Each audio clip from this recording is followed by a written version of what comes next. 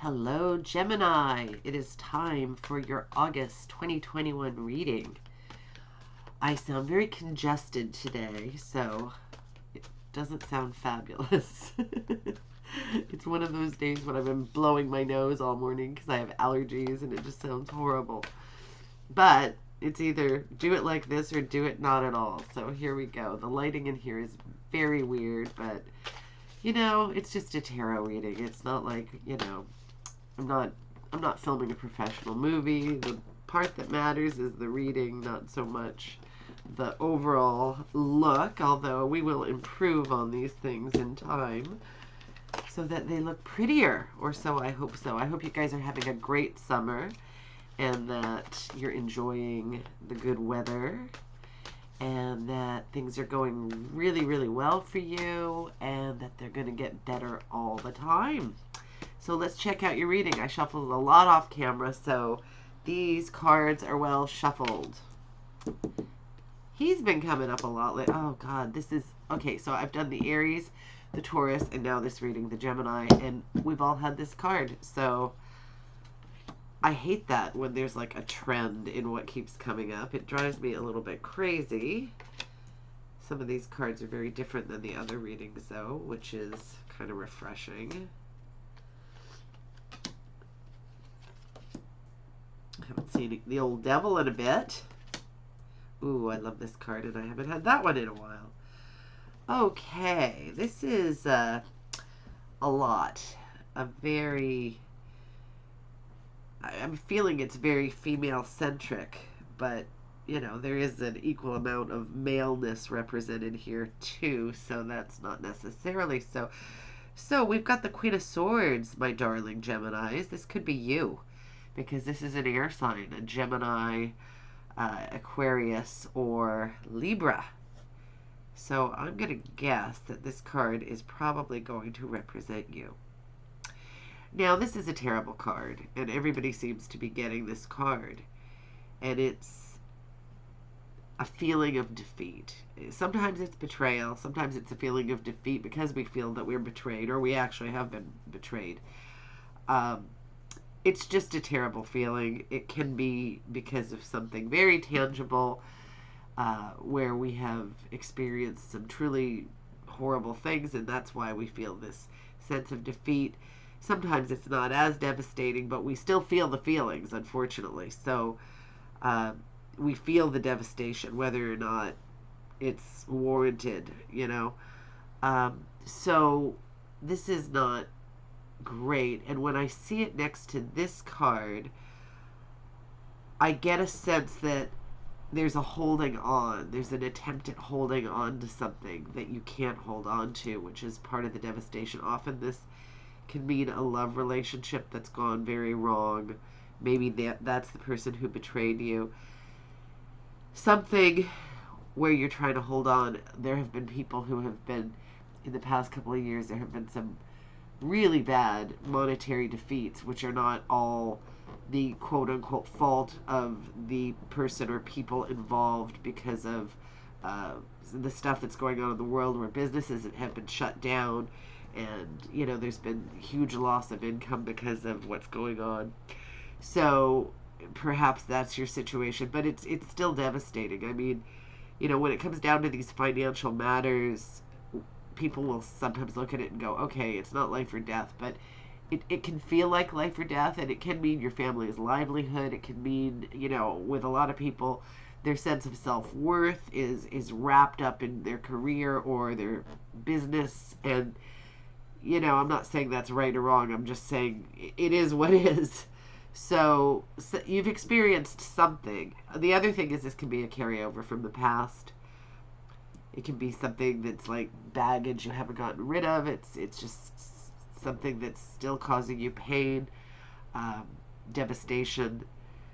Whatever it is, you need to address it. You need to try to get rid of it. Life is moving on, okay? You don't really... Okay, I don't like to say things like this. I was going to say you don't have time for this, because we don't have time to dwell on whatever, but at the same time, if you need to grieve, you need to grieve, So sometimes you have to make time for it, whether whether there is time for it or not. But you have a lot of positive things going on here. And I don't want you to be in a mode where you're stuck into feeling devastated when there's all this stuff that's going to come in or is coming in or is already here that is very positive and enormous and, should be what's coloring your life, not the negative. So you have a lot of major arcana cards here. 1, 2, 3, and 4. I guess it's not 5. I haven't seen a spread like this in a while. I mean, I've probably never seen this exact spread, but this is kind of exciting because there's some real power here, and there's some very strong female power here with the 2 queens and the high priestess. It just sort of is melding together to make me feel some very specific things. I consider this card to represent my daughter. I'm not Gemini, I'm Aries, but I'm just going to throw this out there. And then I'm Aries, so this card typically would represent me. I also have a friend who's Aries who has her daughter would be also represented by this card. So when I see these cards together, they are very significant to me. I'm very aware of the types of characters that these cards can represent. And I'm going to say that this is you, whether you're male or female, because it's the only card that's appearing that represents an air sign. And then whoever this character is, maybe it's your sister, maybe it's your mom, maybe it's your best friend, whoever this is, maybe it's your spouse if you're male. If you are male and you don't feel that the queen represents you because perhaps the role is slightly different than what you're doing in life, that's okay. And then maybe it isn't you. Maybe, but this card could be your spouse if she happens to be a fire sign. So you can figure it out for yourself. I'll give you the parts and you can see how it works together. So the Queen of Swords, as I said, is an air sign, a Gemini, Libra, or Aquarius. She tends to be very practical. She tends to be very, she doesn't like a lot of BS. She likes to cut to the chase. She likes truth, clarity. Things have to happen a certain way. If they don't happen in the certain way, she might say, fine, I'm putting that aside for now, and now we're not doing that.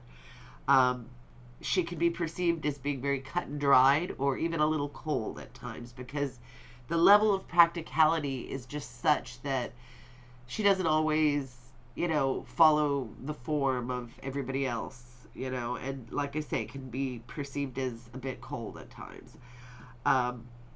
This queen, on the other hand, tends to be, now this queen can be very social also. It's just a different form of the way she deals with people. And she can be very well loved. It's just that, like, this is the one you go to if you want to know if the outfit actually looks good on you, because she's not going to add a bunch of flowery language to make you think it's great when it's not. So if you want the truth, you're going to go to your Queen of Swords.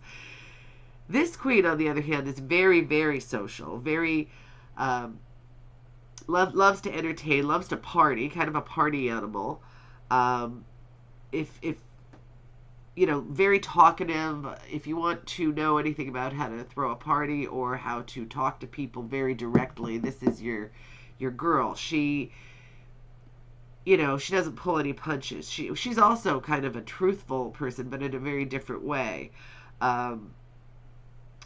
Again, this person is passionate, so she's not going to be totally tactful either.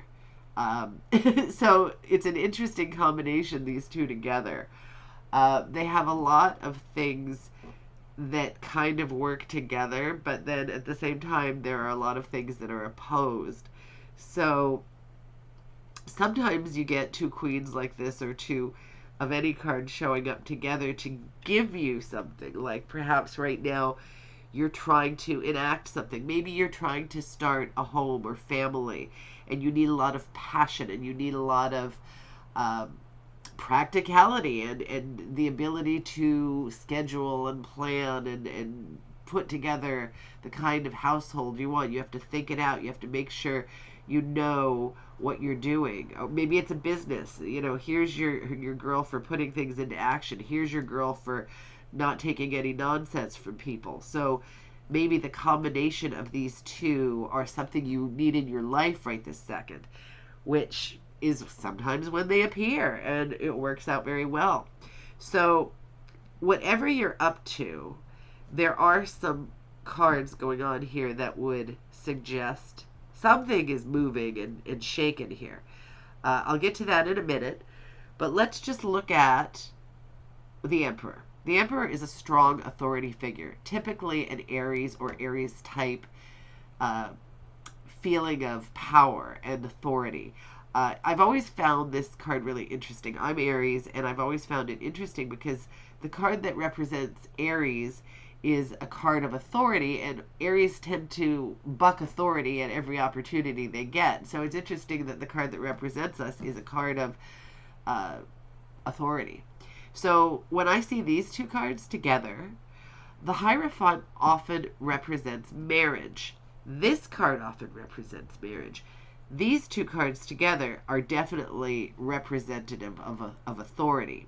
So usually the Hierophant is more like a religious authority or a tradition of some kind, often a religious tradition, a milestone in life, something like that. So whatever it is, something is going on here. This card is very active. As you can see, these wands, the Eight of Wands, they're coming in really quickly. They're moving very swiftly.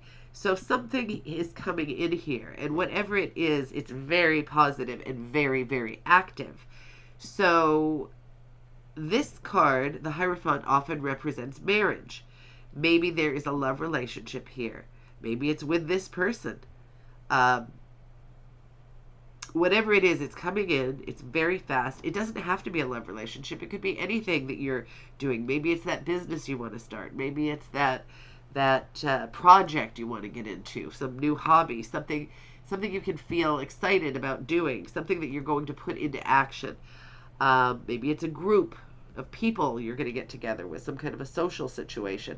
Whatever it is, it's fast, it's furious, it's exciting, and it's active. So if it is a love relationship, it could mean marriage, because the Hierophant often means any kind of, the Hierophant can mean retirement, it can mean a graduation, it can mean anything that's sort of a milestone in life, typically represented by the church if it's something like a sacrament, like a marriage or a communion or something like that. But then when I see this card also, this card can represent marriage, the Four of Wands. It can also mean just moving to another home. And, this could mean, because this is something fast and active. Maybe you're moving. Maybe it's a sudden decision, or maybe you've been trying to buy a house and all of a sudden it's going to come through for you. Something of that nature. So something is happening here. So let's unpack the less, well, I don't want to say the less desirable. The Devil is a card that some people are absolutely petrified by. Excuse me. It doesn't worry me at all. I mean, the Devil can be kind of a warning about obsessive or addictive behaviors. So, but it can mean so much. I mean, it doesn't necessarily mean you're a raging alcoholic. It could mean that. But sometimes it's just a warning to not overdo things quite so much. It can mean overindulgence in food. It can mean hoarding. It can mean people who fall in love with everybody and their relationships are problematic. It can mean too much shopping. It can mean anything we overindulge in. And to be careful of that. It can also appear if you're in love with somebody who has those issues.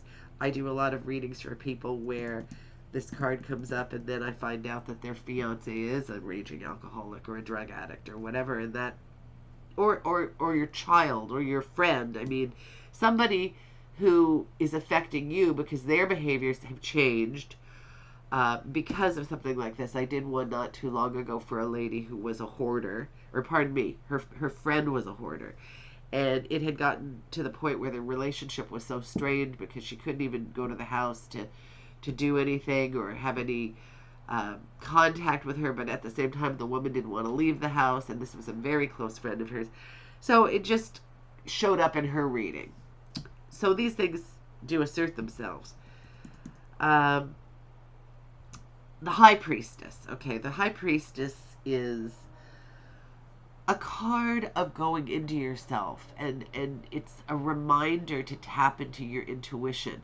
When I see it next to the Queen of Wands, and the Queen of Wands being very social and very active, and somebody who can make decisions, somebody who has this sort of level of authority. In fact, when I see the Emperor here with the Queen of Wands, and although this is a very male energy, the Queen of Wands can have quite a male energy also. Maybe this is somebody that you go to for advice, or maybe it's your mother or somebody who you consider a person who has your best interest at heart, who's somebody that you consider an authority figure. But the High Priestess is all about going in and finding your intuition. So maybe there's something here for you about finding your female strong energy. Maybe you're a person who needs kind of a boost in that department, where you need to kind of tap into your female power. And the High Priestess is all about female power and really following intuition, because nowadays people don't really follow their intuition anymore. They depend on technology. They depend on, what other people say about how to do things. And really, you are born with this inherent intuition that is very important to listen to.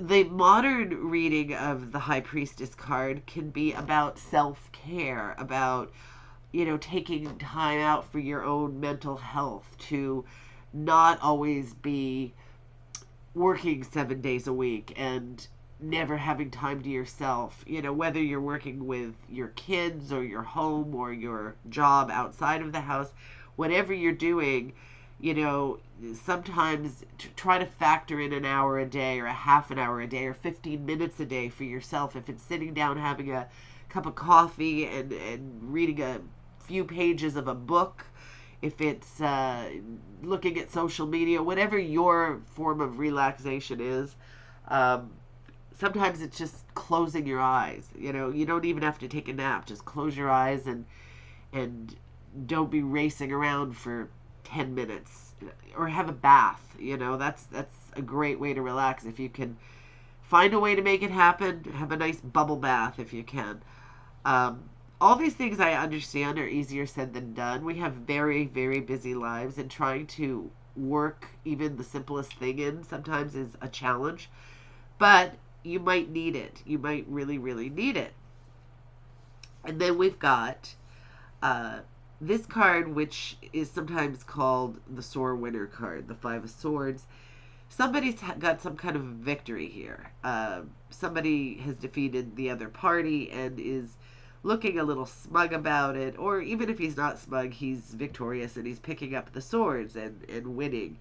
So sometimes when you get this card, you have won some sort of a victory, but it's kind of a double-edged sword. Sometimes it comes with maybe the victory that you won was over your children, your child. You've made them do something like, let me think of an example. They did something and you ground them from something, and you feel that it's an important lesson for them to learn, but then again you feel bad about it. You've denied them the thing, and you were pretty smug about it or self-righteous about it, and then you're reevaluating your decision. You don't feel so great about it in the end. Was it really worth it? Was it really worth making this point? For what? Like, does this really matter? Is this as significant as we thought it was? That's just one of 1,000 examples that it could be. It could be the person you're in love with, and maybe you're smarter than they are, and you tend to get the upper hand and win these arguments because they can't stand up against your wit and your way of phrasing things. And so you win these arguments, but do you really win because you really love this person and you're kind of rolling over them all the time? Is it worth it? You know, sometimes this card can have that kind of a connotation. On the other hand, maybe somebody needed to be put in their place. Maybe somebody needed to be, you know, maybe you have a friend who's not very nice to you, and finally you, uh, you know, maybe they're always late when you go to lunch and they don't really give a damn about your time. So you pulled that on them this time around, and when they were absolutely shocked and appalled, you said, well, you don't really value my time much, so, you know, this is what it feels like. Too bad for you. Whatever. I'm just giving you examples because it's a general reading, right? So it could mean anything for different ones of you. But sometimes that's the kind of victory it is, and sometimes it is warranted. So this card could be for the good, this card could be for the bad. Just depends on what's going on with you. Then we've got Judgment. Now, when I see Judgment next to the Emperor, this is very representative of authority, this card. And of course, Judgment can mean the divine. It can mean the judgment of the universe. It can mean karma. It can mean so many things. It can also mean, when I see it next to the High Priestess, the High Priestess is all about your intuition and how you tap into that. And sometimes Judgment can be a reminder that we're eternal beings. We have we're so much more than what we appear. We're not just a body. And so, you know, when you're tapping into that inner self, remember that you're a spiritual being. Remember that you're somebody who has, you know, the knowledge of the universe within you. This is powerful stuff, you know. Or if it is some earthly authority figure that you're dealing with, like a court situation or something like that, you may be having a very positive outcome, or an outcome that is deserved. So, you know, that could be a positive thing also. So, what I'd really like you to take away from this is this feeling of movement right here. This, whether you're moving to a new home, whether you're going to have a family life that's really quite beautiful and special and fresh and new and alive. That's what I'd like you to kind of home in on. And also the part about really tapping into your intuition. This is a terrible card, but the reading doesn't feel terrible. The reading feels quite good. And there's a lot going on here, and a lot for you to focus on that's very, very positive. I think you're going to have a great month, and I'd love to hear about it. So you have a wonderful, wonderful rest of summer, and I hope to talk to you soon. Take care.